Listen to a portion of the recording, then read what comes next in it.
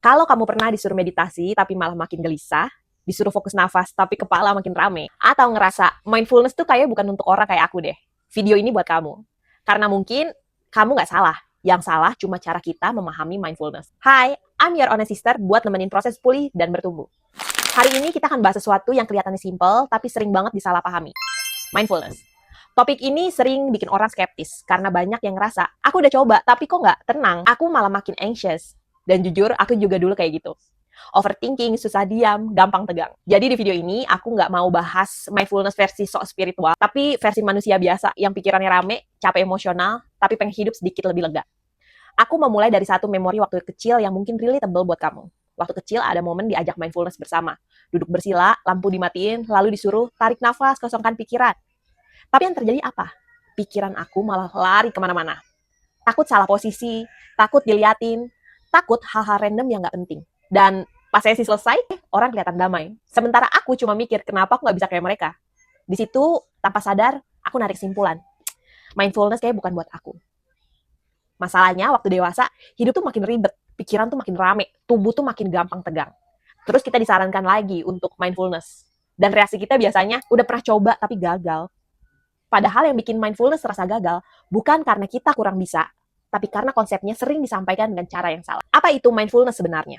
Mindfulness bukan soal mengosongkan pikiran. Mindfulness itu kemampuan buat menyadari apa yang lagi terjadi, tanpa harus bereaksi berlebihan. Kayak kamu lagi nonton pikiran lewat gitu. Bayangin lukisan pointillism. Dari dekat cuma titik-titik-titik. Dari jauh jadi gambar. Mindfulness itu ngajarin kita mundur satu langkah.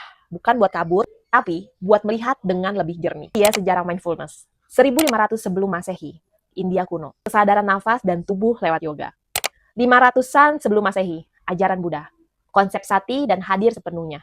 1880-an, Barat memberi istilah mindfulness dan mulai dipakai oleh akademisi. 1970-an, mindfulness masuk ke psikologi modern. 1990-an, dipakai dalam terapi berbasis kesadaran. 2000-an sampai sekarang didukung riset otak dan dipakai luas secara klinis. Artinya, ini bukan kepercayaan buta, tapi latihan kesadaran yang berkembang bareng ilmu pengetahuan. Ada satu momen yang bikin aku akhirnya paham soal mindfulness. Aku lagi jalan di hutan kota waktu itu di Melbourne, dingin dan capek. Aku cuma diminta untuk mengamati. Air yang mengalir, warna batang pohon, udara dingin di kulit, tanpa melebeli sedikit pun, tanpa menilai. Dan anehnya, kepala yang biasanya rame, bising, volumenya turun. Bukan kosong, tapi lebih sunyi. Kita sering makan sambil scrolling atau nonton film. Dan itu adalah autopilot. Mindful eating itu sebaiknya satu suap, satu rasa, tanpa diganggu apapun. Ini sering lebih efektif buat tenangin pikiran dibanding duduk diam sambil maksa tenang. Makanya kalau makan jangan nonton ya guys. Secara ilmiah, mindfulness bantu otak lebih seimbang. Area stres lebih tenang, area fokus lebih aktif, kesadaran tubuh meningkat. Makanya banyak orang yang ngerasa tidurnya jadi lebih baik, lebih aware sama tubuh, dan gak gampang kebawa panik.